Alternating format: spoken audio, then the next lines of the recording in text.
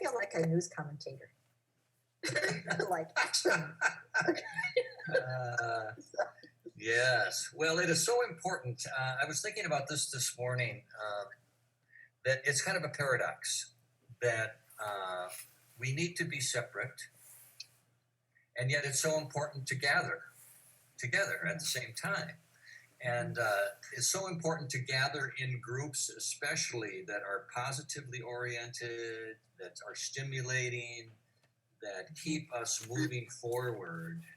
And so this type of call for me is not just a fun time or not just one opportunity, but it's almost a necessity. I've got to find my ways to connect with positive people, and this is one of them. So Yeah, this was actually coming up with this idea to hold these Zoom calls for free was for that purpose. You know, that we can still be in action and fulfilling what we see as our purpose on the planet, even though everything's shut down and we're not able to meet with our clients as we usually do. So for this call, we want you to imagine, for those, you know, that are new, so Anna, you know, that we're sitting around my kitchen table here. This is my kitchen table. And we're, you know, we want this to have the feel of that. Bring your own lunch. But I'm not serving. But, you know, just to create that kind of homey feel to it all. So. sure. So one of the things that we'd like to point us all to today, just as a way of introducing where we're going today, is that just a reminder that we are all in charge of our own minds. We're not victims of our minds. We're in charge of them. Mm-hmm. And that's really important because where we direct our minds has a lot to do with how we feel and how effective we are and what we think about and our actions as well. Yeah. Because it's you know, it starts up here and all that follows. And the good news of that is we're in charge of this. What our own thoughts are, and when we're really intentional, we can really use our minds to our greatest benefit, rather than be victimized. So. Yeah, another way to say that really is that before we can take positive action, we have to have positive thoughts. Uh-huh. Right? We each have the power to rise above our challenges, but if we don't acknowledge that or claim it, then we won't. So we have to be very, very clear, I think, is what we're encouraging us all today, to be very clear that we are in charge of our own thoughts, we're in charge of our future, we're in charge of our feelings, we're in charge of our behavior. And once we realize that, then it opens a very wide door of possibilities of how to go about it. Right. And when we tie that into leadership, that affects how we influence other people. You know, when we are really, you know, thinking and coming from a positive place, a proactive place, a place that lifts ourselves up, then we're better able to lift others up as well. And, you know, as you all know, because you've all had some experience with us, the negative does the opposite. You know, when we are constantly in fear and agitation and stressed, and then that is contagious, and that spreads to the people we're around. And the other component is, even if you're not a leadership role formally, you're still the leader of your own life. And so it is all about you, and there are other people in your life that are influenced by you as well. Mm-hmm. So.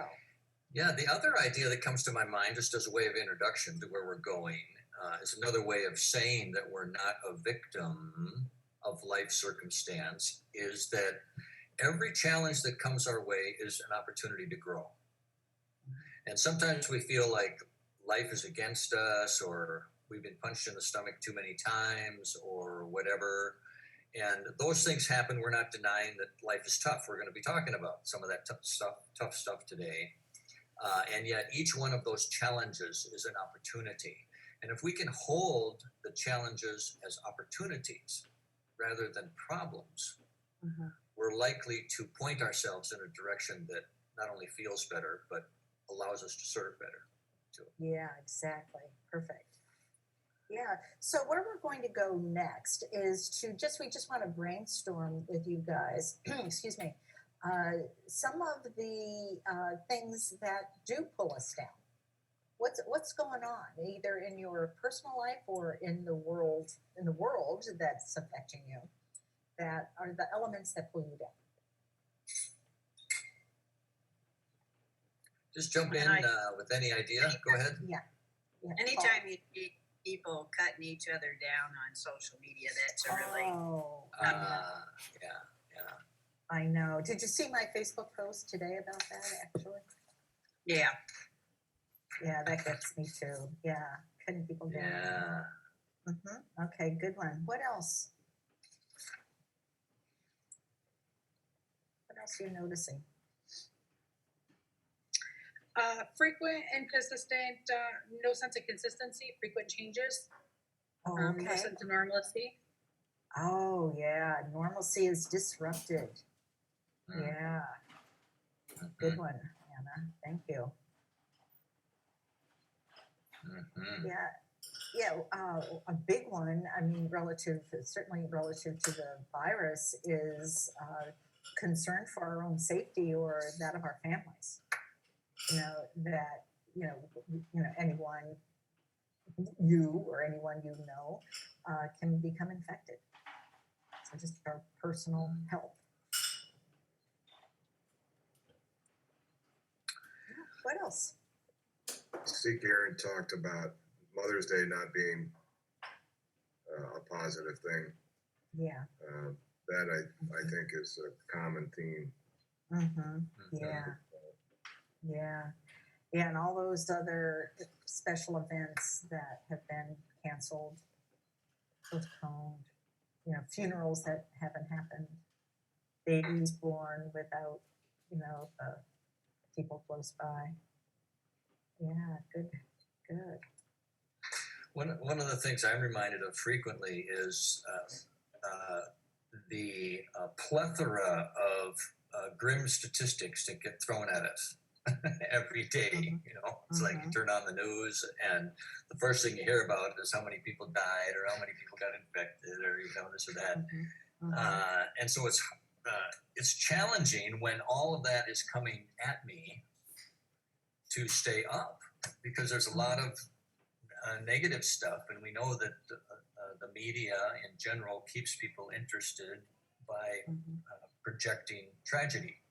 And good news does not sell as well as bad news, and so just the frequency and the depth and the number of grim statistics being repeated over and over again, it has a tendency to pull me down. Yeah, on top of that, it kind of dovetails to the statistics, is I'm not personally affected in a way that's creating fear for me financially, but I'm seeing so many statistics about the number of people that are without jobs and without food and without treatment or without testing, and like all of the people that are falling through the cracks that are not getting the support they need. It troubles me, when I see that, even though it's not me. I hate to see it. I think it just amplifies anything that was wrong with the world and society. Just explodes 10 times over when there's a big problem like this. So we notice all the things that really existed before this.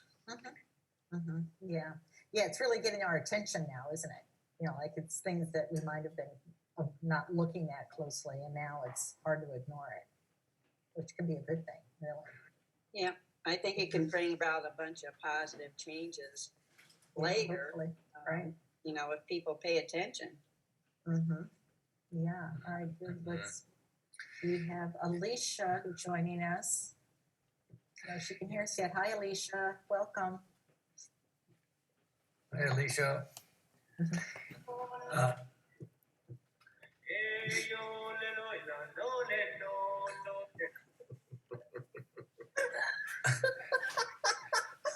There's somebody lifting our spirits already. Yes, yes. So Alicia, can you hear us? Are you willing to show yourself or? Oh, there's.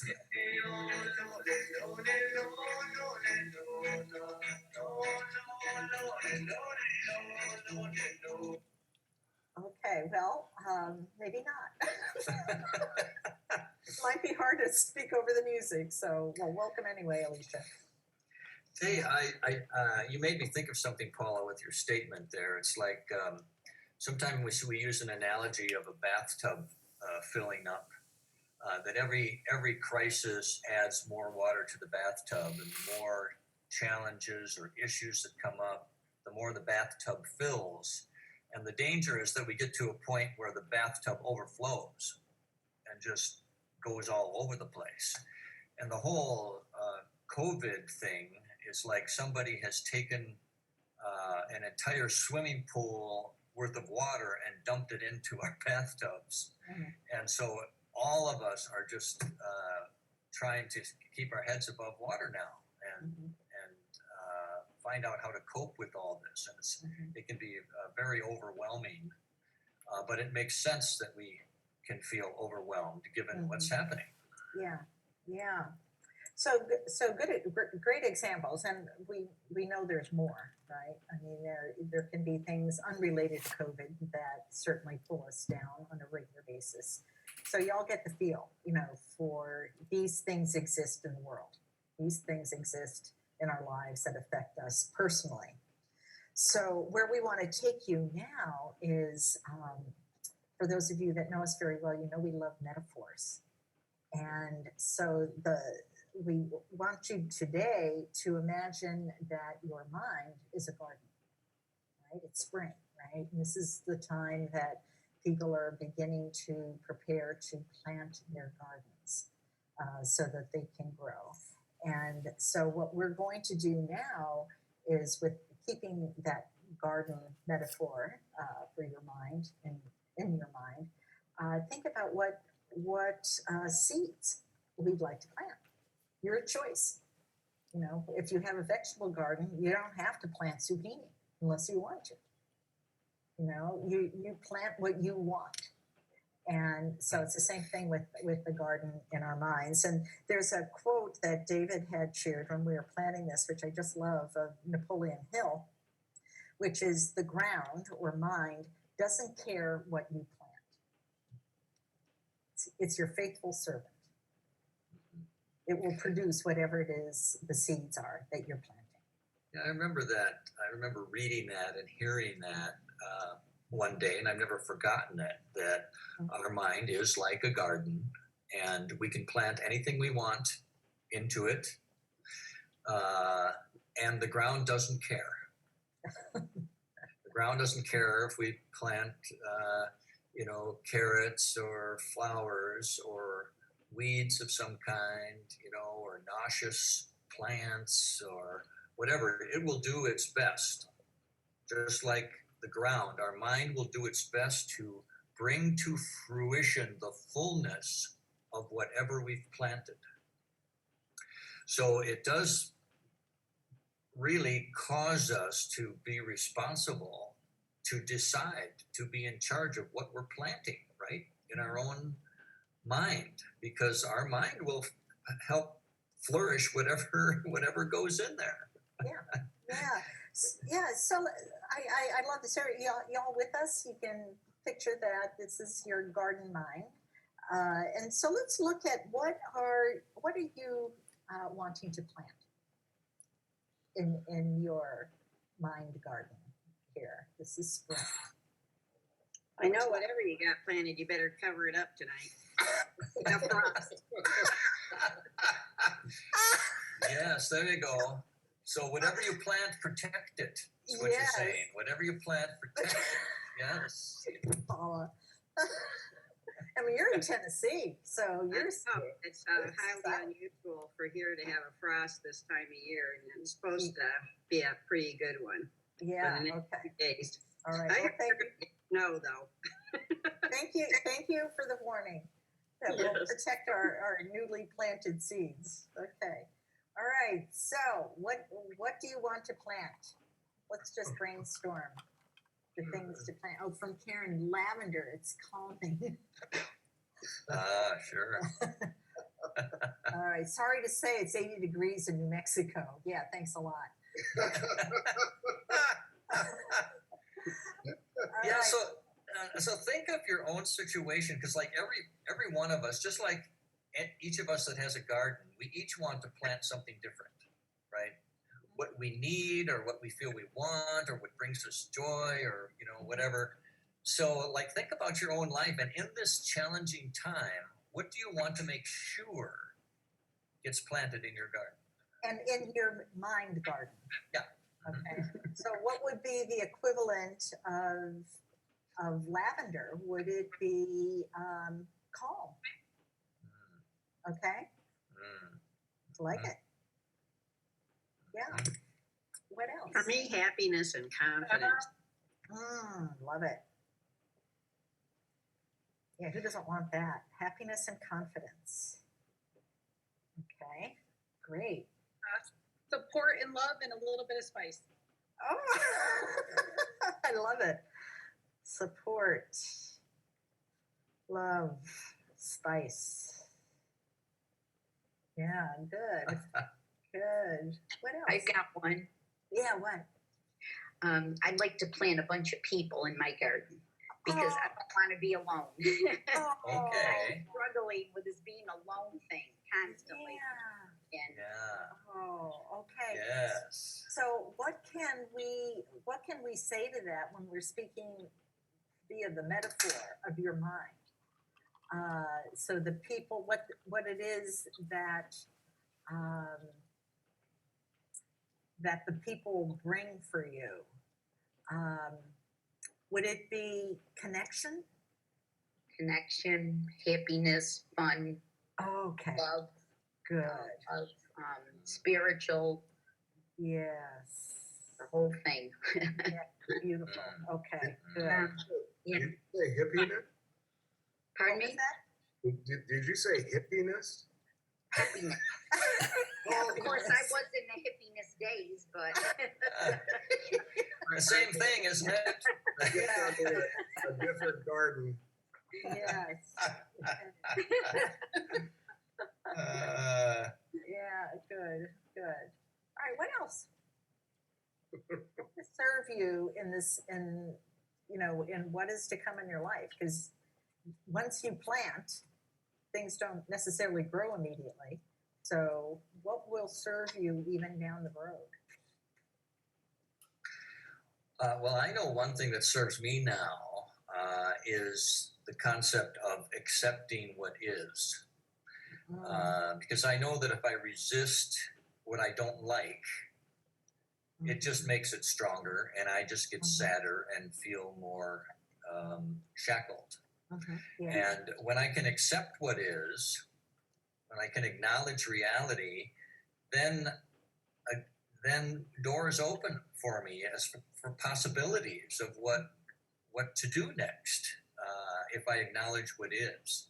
And there's plenty of misery going around right now, and to be able to accept that that's the way it is the first step to deciding what to do about it. Yeah, great seed. That almost sounds like the fertilizer. Ah, Oh, hey, that's cool. yeah. yeah. Yeah. What I am really focusing on planting right now, the seeds, is creativity. Since our business has been disrupted here, for how we can serve, I'm looking for so how can we make up for that, or how can we create service to our clients without using the usual means if necessary. Yeah, Sure. so So you're planting creativity, Kate. Yeah. Yeah. I love that. yeah.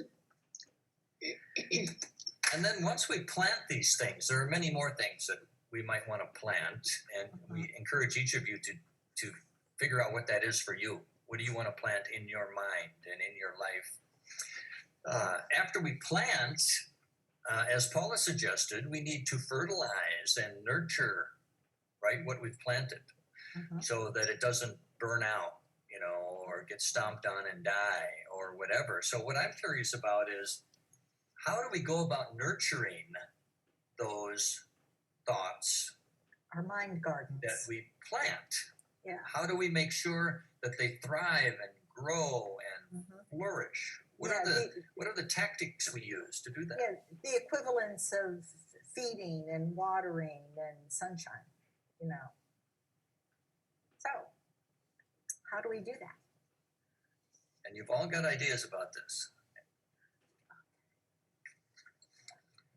Mine's been to keep my humor up front. Just little things. Like I was walking down the aisle at Walmart and I was going the wrong way, and the lady was like, "You're going the wrong way," and I'm like, "Well, I was never the line leader in school. Yes. I don't know how to follow the arrow. Sorry." Yeah, sorry. Not my goal. She stopped for a minute, then she laughed at me. She's like, "That's a really good response." Oh, cute. Yeah. If I get mad, just laugh. Yeah, good. I love it. Can you imagine, how gray and dry life would be if we couldn't have our humor, right? Yeah, if right. we didn't keep that, how dismal things would look. Yeah. So I just love that suggestion, Anna. The humor is so important to keep nurturing the positivity. Yeah, and what I love about it, in addition to it being a great seed nurturing thing, is how that affected her. Like the impact you had on her, because she was in fear, like you're going the wrong way, and how your humor then turned that around for her. It's a great example of leadership. Yeah, so it's like Anna is pollinating someone else's garden Yeah. with her humor. Great. Yeah. Yeah, excellent. Yeah, how else can we nurture the seeds that we're planting? What do we need to do to take care of those seeds so they really do sprout?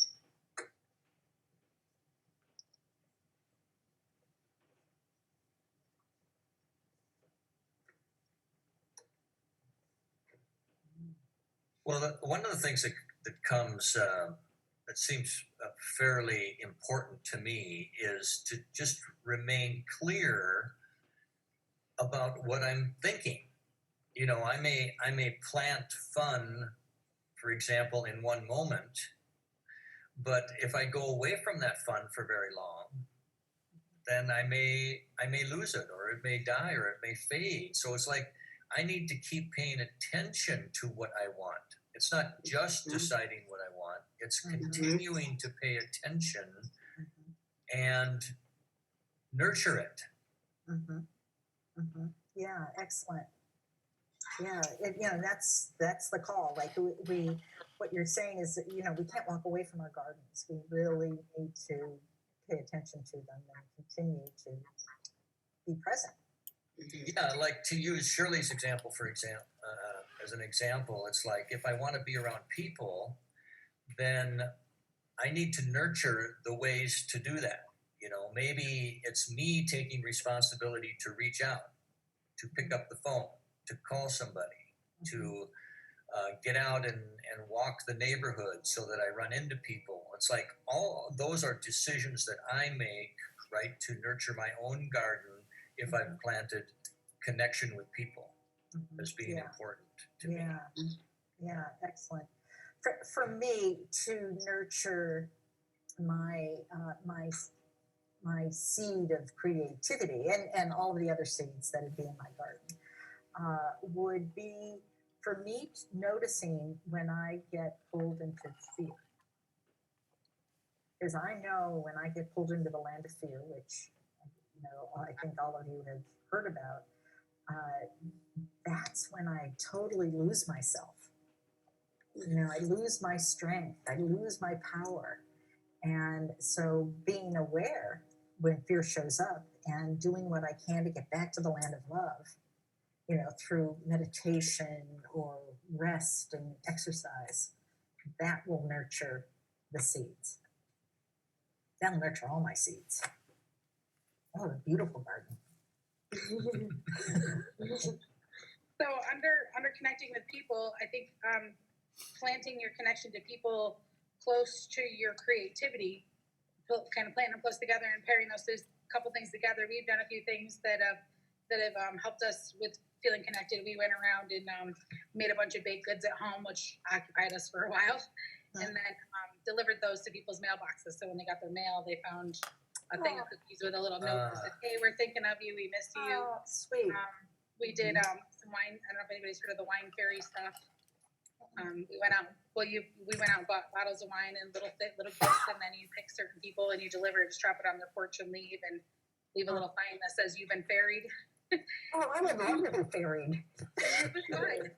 I mean, you went and got the stuff, and then you put it all together, and you made the little signs. So it kind of became a little bit of a project, and we're just finding different ways to stay connected. And then we did the little mini shooters of Crown Royal, and it said "Real Queens fix each other's crowns," and drop those off to some friends.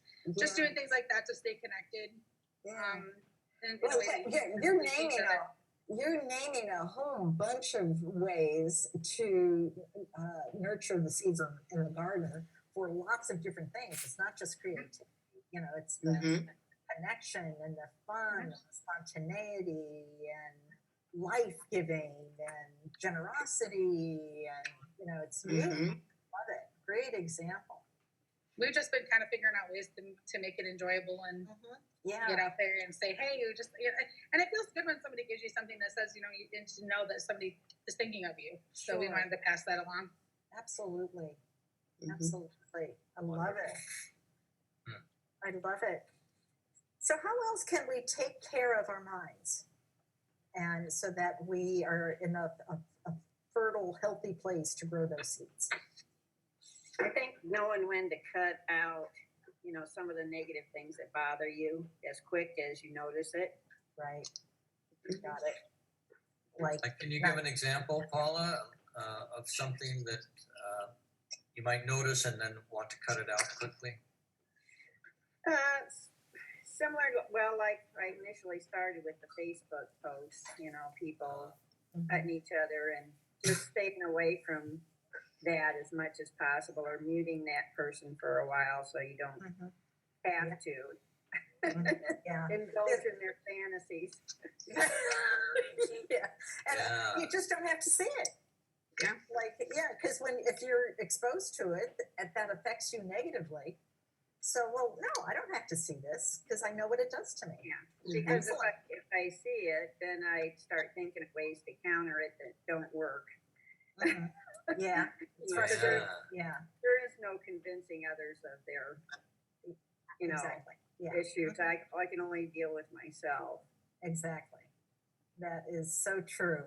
I love your example here, Paula, of it's really about setting boundaries, isn't it? Making sure we take responsibility to set boundaries. Not unlike putting up a fence or, some blood meal or something around our garden. To keep the animals out that would destroy what we planted, right? So we want to be sure that we have firm boundaries around those things that would destroy where we're headed. Look at how our metaphor has grown. Fertilizer and blood meal. There we go. I know. Just cover yourself up with blood meal. No. I guess that's better than putting up a fence. Right.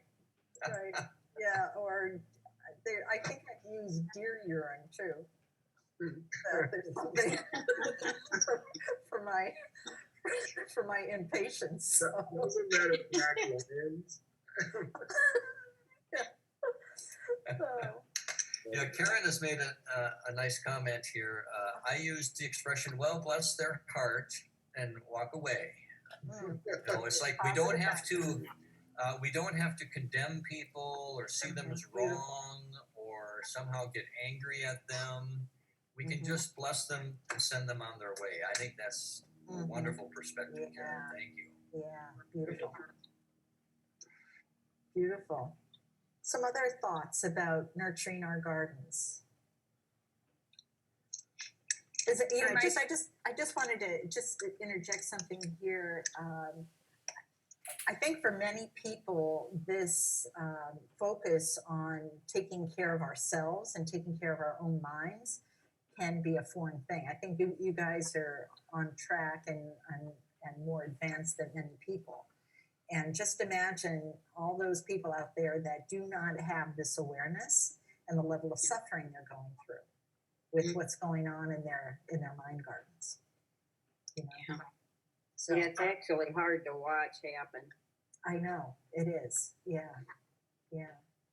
Okay, so back to our ideas. Somebody was going to say something, I think, just as I was starting to talk.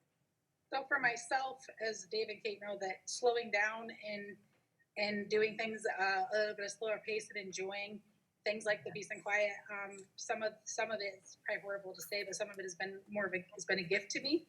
Yeah. I don't have to make myself as readily available to everybody because I'm Oh. not supposed to, and I don't have Good to, practice for you. Ah, great. and I don't Excellent. have to run at 1,000 miles a minute because the expectations are much lower as to what is supposed to be accomplished in a day. And so for me, part of this pandemic stuff has been a gift to be able to give Yes. permission to slow down and to focus on me and focus on the basics in everyday life. So it's probably odd to hear somebody say that, but for me, it's really been something that I needed. It's actually a beautiful thing to say, Anna. And I think if people are really tuning in, looking for the blessings in all of this, they'd find something like you're describing. So it's not a horrible thing to say at all. It really is beautiful. Yeah, I love again what you're saying here, Anna, because it's like the image you're generating for me is the difference between just throwing and scattering fertilizer in the garden as opposed to making sure each plant gets the fertilizer it needs. It's like slowing down enough to take care and address each plant, each thought, each person, each thing I want to cultivate, to slow down enough to really take care of it. And instead of just taking a spattering approach, Yeah, kind of accidental, that being deliberate. And that's what this is all about. The planting the seeds, that's deliberate. That's mindful. How we take care of them, that's very deliberate. It takes our intention and action to do it. For me, I have been doing yoga every morning. I've made a commitment rather than just 3 times a week. I'm doing yoga every single day, and I'm loving it. I can already see the benefits of it. That I'm believing I'm going to make sure I create the time and space to do that, because it serves me, my seeds, and my body in so many ways. That I'm intentionally creating the space for that.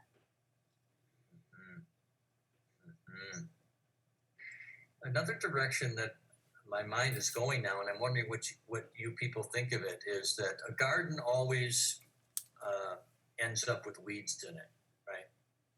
No matter what we do, there's always weeds, right? So what are those weeds that may come into our brain to try and steal what we've planted there? And then, how do we do the weeding? Let's go that direction for a moment here. Yeah, so let's look at the weeds first. Yeah. What are the weeds that will show up if we're not intentional and mindful about keeping ahead of it? What are the weeds that can get in the way? You got to be careful what you call weeds too. I've found out that there's a lot of beneficial weeds. Okay. And so maybe discrimination as to, what's popping up and what it has to teach you. Oh, yes. You're brilliant Yes. today, Paula. You're brilliant every day. What a little bit of rest will do. Yeah. Yes. And that's a great way to nurture your garden is rest. So no wonder you're living proof. Yeah. Well, I love what you're saying here, Paula, because you're reminding me that each of us has a responsibility to decide what's a weed and what's not Mm-hmm. for us. You know, if it's something that's stealing our nurtured garden produce, then it's likely a weed for us. You know, and maybe it's not for somebody else, but I have the responsibility to make sure I decide for myself what's a weed and what do I need to eliminate or get rid of. Yeah. Might be different for someone else, but I'm the gardener of my garden, so I Yeah. need to pay attention to what are weeds that threaten my garden. Yeah, what being really deliberate and intentional, and that again points to the fact that we are the gardener. And Karen's saying sometimes dreams are weeds. Yeah, they can be. Yeah, Mm. you can wake up mad at somebody because of a dream. Yeah, that happened last week. Something to laugh at. Yeah, that can really happen. And where do our dreams come from? Is like what's going on in our subconscious. Like what are we just kind of letting dwell there, and then we'll see something actually in a dream. That's a great example. Yeah, another I think obvious one where we can get is a big weed in a mind garden is constantly worrying, fretting, replaying the things that we don't want, like or doing the what ifs. Well, what if this happens? Well, what if I lose my job? You know, well, what if so and so gets sick? What if I get sick? What if I run out of money? You know, and all of the things that are not present now, but we're into that worry mode. I think those are weeds that can choke out the things, the healthy seeds of the things we were wanting. Yeah. Any other thoughts there? Let's zero in on something more specific. This would help me. Like, let's say that we have planted joy in our garden. That's one of the things we want to nurture. What would be the things that would threaten the joy plant? Right? What would threaten my joy? What weeds? Chokeweed. Yeah. So somebody physically choking you. Yes. Well, don't you at times feel smothered by people sometimes? I mean, that's a way of being choked, maybe. Another metaphor. Yeah. Yeah. What else? What else steals your joy? If indeed you're planting joy in your garden, what might steal that away or threaten it? Fear. Fear. Yeah, that's a great joy stealer. And what you're making me think of, Paula, are bullies. You know, again, thinking about what's just watching the news, for instance, or social media. There's a lot of bullying going on that can really be a joy stealer. And you also make me think, Kate, when you say that I can be a bully to myself at times, right? Yes. I can be complaining inside. I can be blaming. I can not only blaming myself, but blaming others. When I blame, it takes my joy away. You know, sometimes we don't. At least it does for me. I mean, I'm curious how it affects the rest of you. For me, if I blame myself or others, my joy goes down. What is it like for the rest of you? Am I the only one where that happens? Or absolutely. No. Okay. So sometimes I can accidentally plant my own weeds. Yeah, plant the weeds. Yeah, plant the weeds. Yeah. Oh, I'm going to plant blaming. I'm going to plant complaining. Yeah. Right? Yeah. I'm going to plant judging. I'm judging weed. Yes. Yeah. So to self-sabotage, right? Yeah, Karen's noting here that's why self-talk is so important, because we can convince ourselves. You know, if our let's say a weed can be self-judgment, and we're always putting ourselves down. You're not good enough. You know, all of the negatives. You're not smart enough. You're not skinny enough, or whatever. those are huge weeds that we planted. Mhm.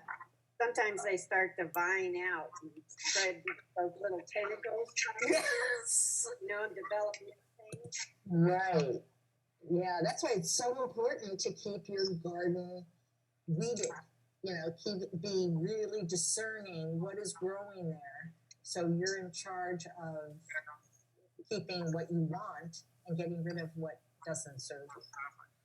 So let's look a little bit now at we have the what would be the metaphorical weeding. Since you are the gardener, no one else is in charge of your garden line but you. So what are some things that you can do to take care of that garden? I use a protective cover over things to help stop the weeds from even starting.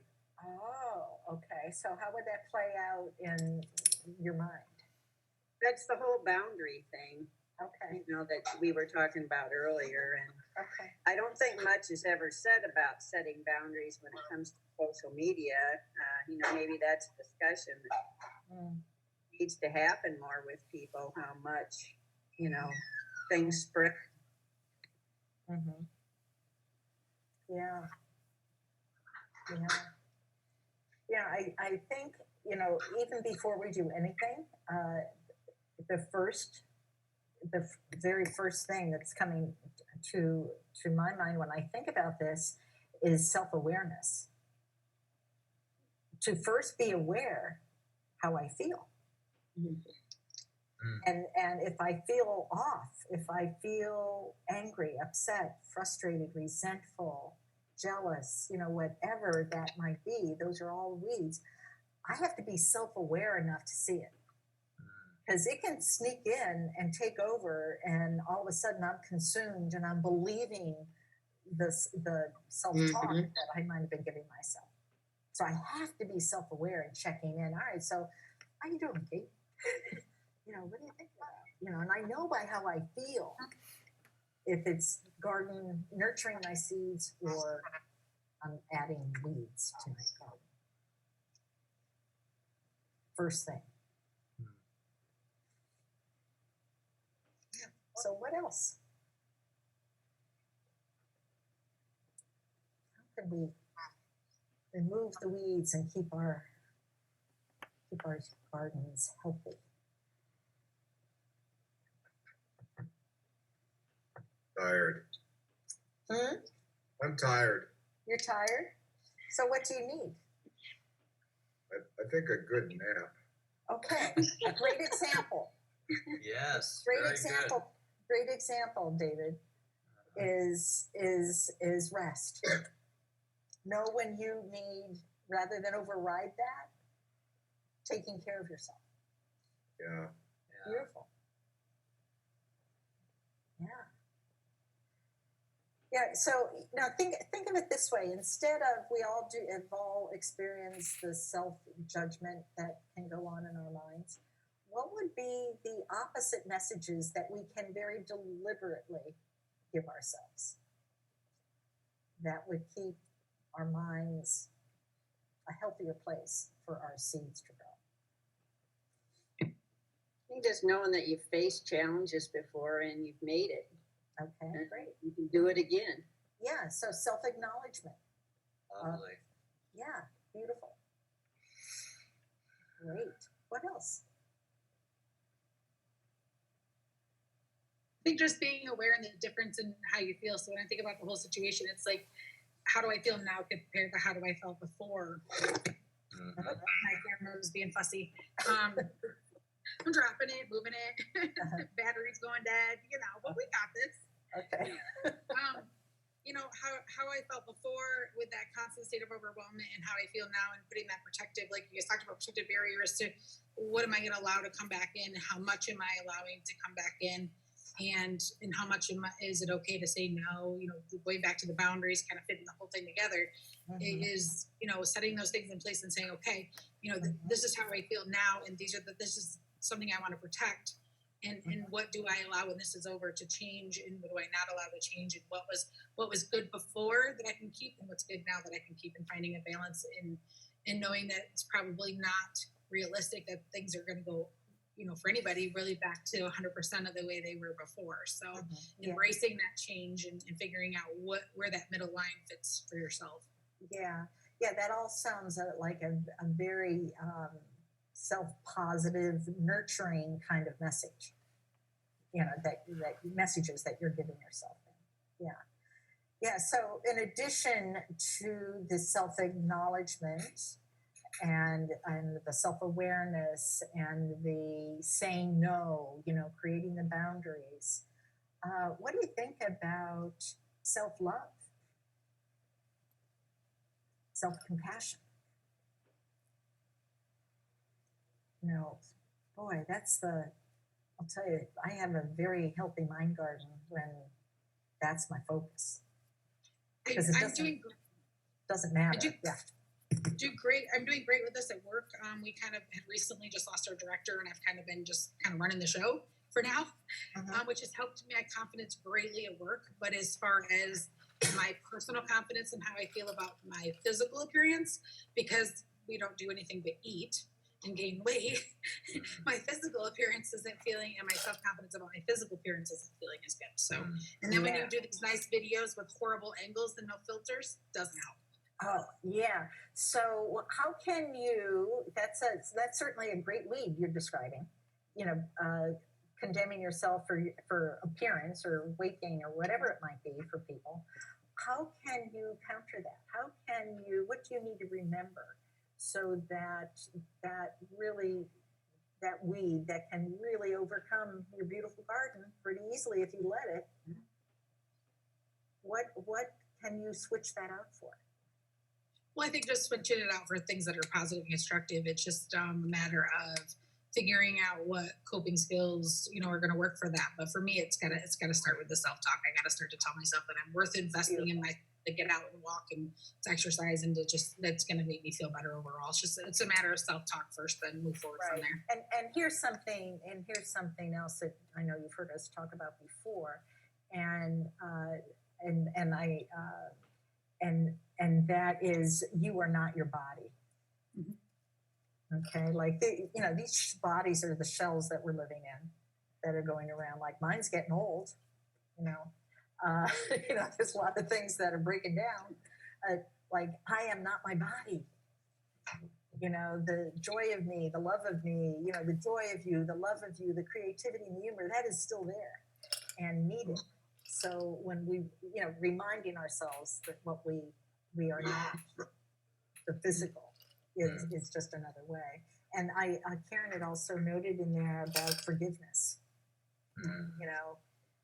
It's a great weed killer, for ourselves or others. Keeping things. Jeez. Yes. Good ideas. Yeah. I notice we're nearing the end of our call, so I'd like to focus us towards something very specific. We've had a great discussion here, but I want it to go beyond just being a good discussion. So if we can transfer more to personal action steps, we'd like to point you there for a moment. Like, I want to ask you two questions, actually, and I'll ask them both at the same time. You might be able to want to consider them at the same time.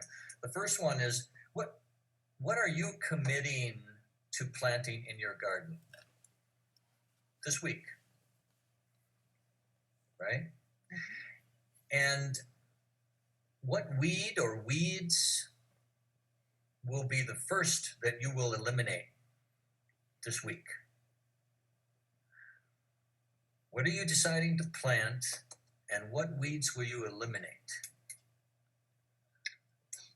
For me, I think a positive attitude, and irritation is one of the weeds that sort of pops up for me quite a bit, that immediately destroys my positive outlook. Yeah, and so how can you keep that weed away, Paula? I haven't really found a good way to keep it away. It's like it's just there, and then I have to pull it out. Okay. Recognize, sometimes it's a matter of rest, or Okay. Pain that I'm feeling in my body that Gives I'm you the trying message. to work past, which never seems to work too well. Mhm, mhm. Well, what you're pointing us to, I think, Paula, is that we have to keep weeding. We don't go out to the garden and weed it once, Yeah. right? We Yeah. weed it throughout the summer because the weeds keep coming back. So it's like Yeah. it takes that constant attention Attention.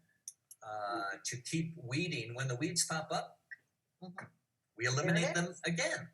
mhm. I know what to do. And Yeah, great. Yeah. What, anybody else? Something in mind?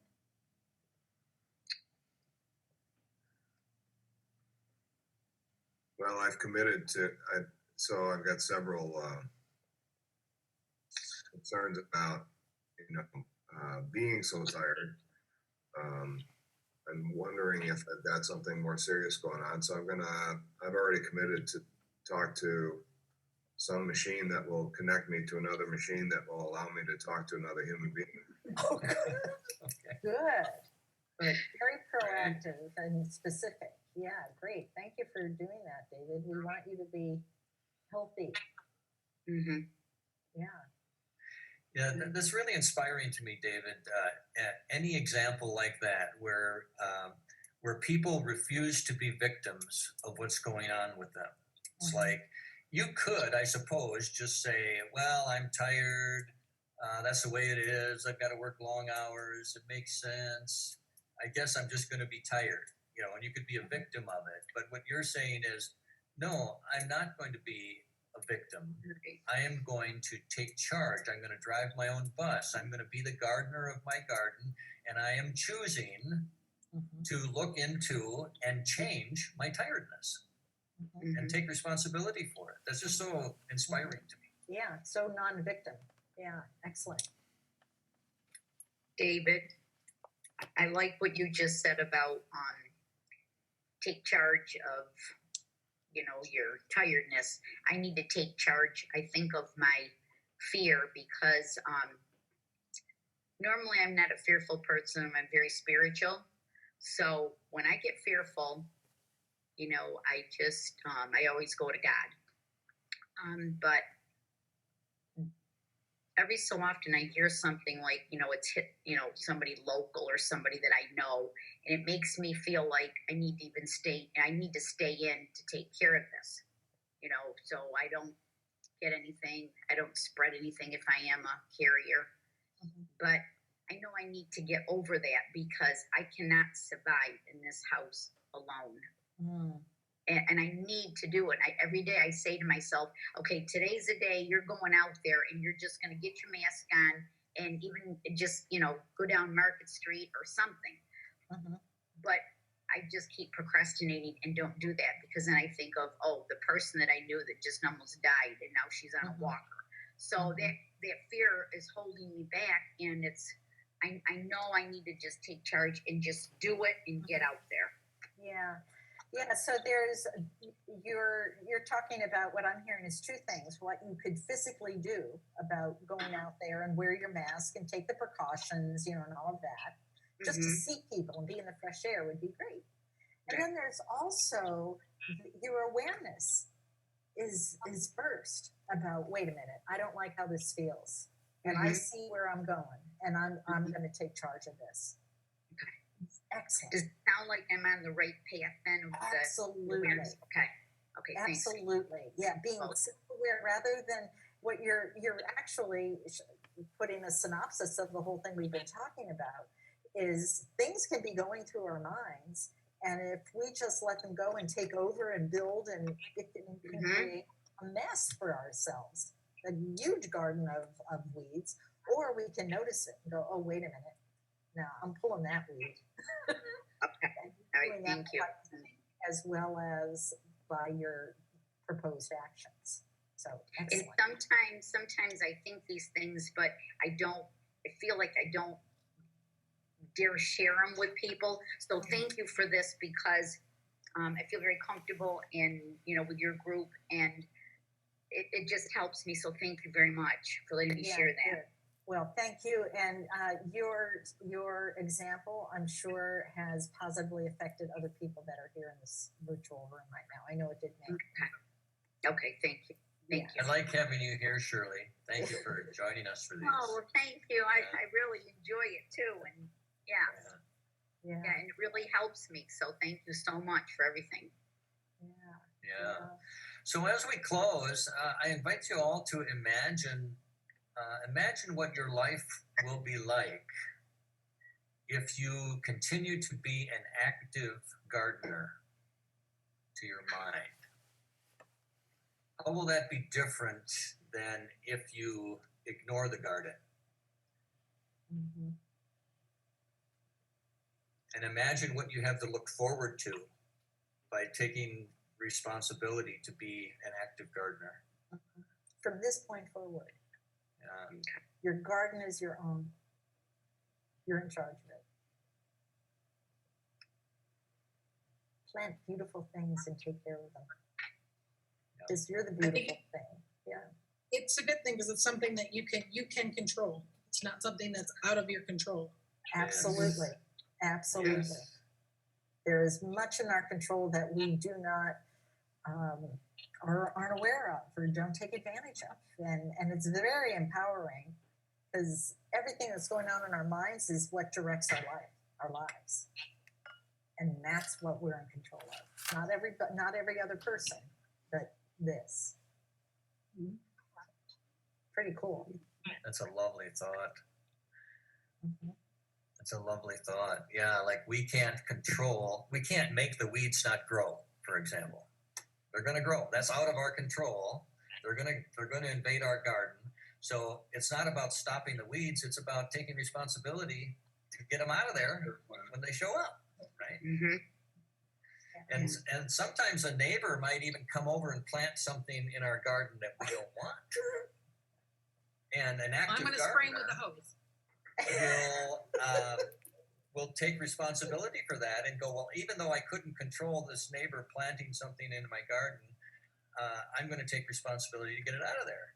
Yeah, because really, ultimately, no one can get into our minds and plant something without our permission. It's only when we're believing what we're hearing. So that's the big key. So are we? It looks like we're a little bit over. So we encourage you to take care. Really, we hope you think about this. And there's many seeds that we want for you to have flourish in your gardens. And think about this fun metaphor. See how you will follow up. And we also encourage you to join us tomorrow at 2:00 Eastern for our call, which is about self-love, and absolutely will mesh well with what we've been covering today. So, anything else? David, do you have anything else that I'm missing? Just to thank you to everyone for showing up and being here. You've all added a positive energy. Yeah. Even the ones that I can't see, I have felt your energy. Yes. So thanks for being here. Appreciate it. Yeah. Thanks, everybody. Okay. Thank you so much. Thank you. All right. You're all Bye. very welcome. Bye, everyone. Okay. Okay. Take care. Bye-bye.